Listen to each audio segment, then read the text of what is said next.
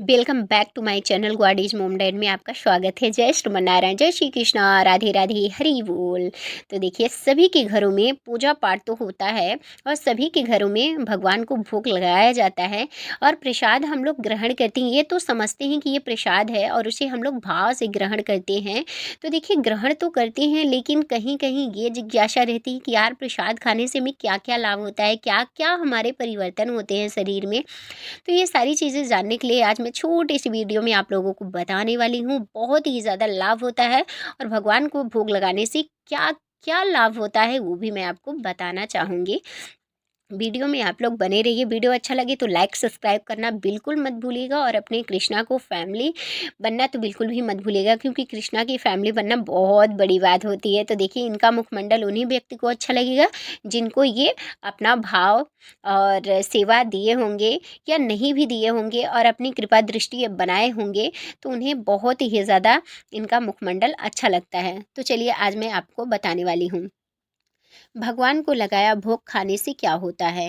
हिंदू धर्म में नियमित पूजा पाठ के लिए सभी के घरों में एक छोटा सा मंदिर होता है, सबके यहाँ होता है। भगवान की नियमित पूजा या किसी भी विशेष अवसर पर भगवान को भोग लगाया जाता है। कई लोग देवी देवताओं की प्रतिमा घर पर रखते हैं, लेकिन समय पर उन्हें भोग नहीं लगाते हैं। तो देखिए, ये बहुत गलत बात है। समय पर भोग लगाना चाहिए। यदि आप नहीं पहुंच पाते हैं तो सुबह शाम तो अवश्य आपको लगाना है।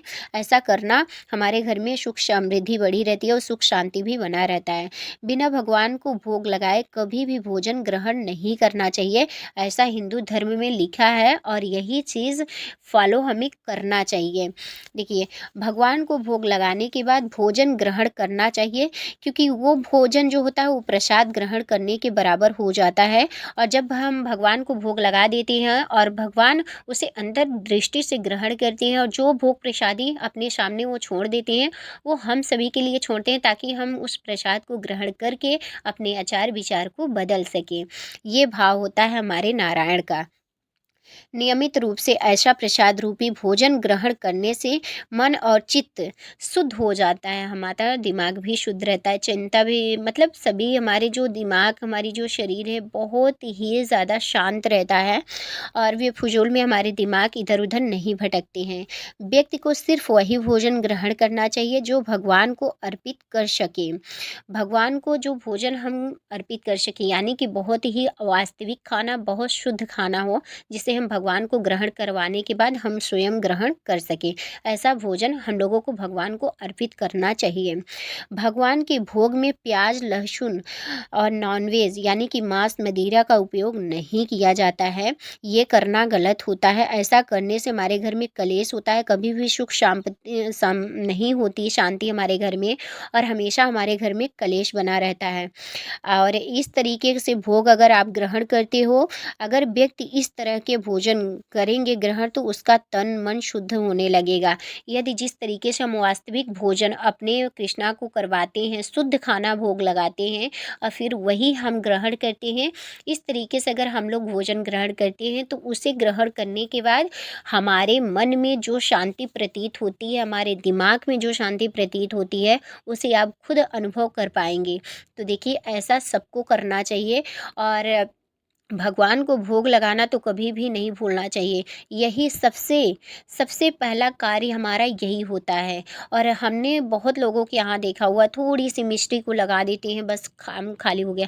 तो देखिए, अगर हम अच्छे अच्छे खाना खाना जानते हैं, गर्मा गर्म हलवा, गर्मा गर्म पूड़ी, गर्मा गर्म सारी चीज़ें हम गर्मा गर्म स्वाद लेके खाना चाहते हैं, तो क्या हमारे प्रभु को आप स्वाद से खिला नहीं सकते हैं?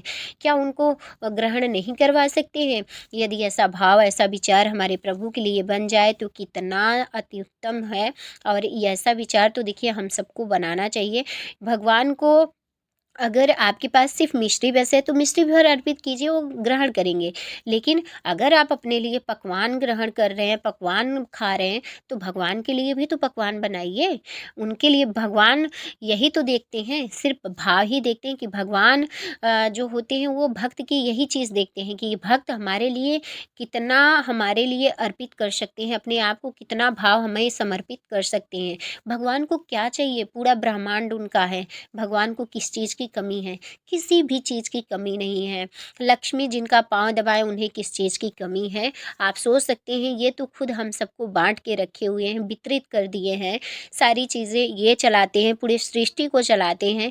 तो ऐसा मन में भाव बना के रखना चाहिए और पहले नारायण को खिलाइए, भोग लगाइए, उसके बाद स्वयं ग्रहण कीजिए। फिर देखिए आपके दिमाग में, आपके घर परिवार में जो चीज़ें आपको दिखाई देगी ना, उसका आप अनुभव भी कर सकेंगे और देख भी पाएँगे, क्योंकि ये चीज़ें महसूस करने वाली चीज़ें हैं, ढिंढोरा पीटने वाली चीज़ें नहीं हैं। भगवान की पूजा और जो भोग लगाया जाता है, वो पहले के ज़माने में जब हमारे दादा-दादी लोग रहते थे, चाहे जितना टाइम हो जाता था, वो लोग बिना भोग लगाए कभी भी घर में कोई खाना नहीं खाते थे, ऐसा होता था। और ये चीज़, ये नियम जो होता है, ये बहुत ही ज़्यादा अच्छा होता है और हम सबके लिए भी बहुत अच्छा होता है। आज हम लोग जब बड़े हुए तब इस चीज़ की समझ आई, लेकिन पूजा पाठ हम लोगों के यहाँ घर में हमेशा से होता था। हम लोगों को ज़्यादा नॉलेज नहीं था, लेकिन जो भी था वो माँ-बाप के ही दिया हुआ है। तो ये हम आप सबके वीडियो के माध्यम में देते हैं, जितना हमें पता है, जितना हमारे कृष्णा के भगवान की कृपा से हमें नॉलेज हुआ है, उतना मैं आप लोगों के वीडियो के माध्यम से देना चाहती हूँ। और आप लोग भी आई होप कि आप लोग भी समझे होंगे और भोग लगाते होंगे और ऐसा ही भोग आप लोग ग्रहण करते होंगे। तो चलिए मैं वीडियो को यहाँ पे एंड करती हूँ। जय श्रीमन नारायण, जय श्री कृष्णा, राधे राधे। वीडियो अच्छा लगे तो लाइक सब्सक्राइब जरूर कीजिएगा। हरि बोल।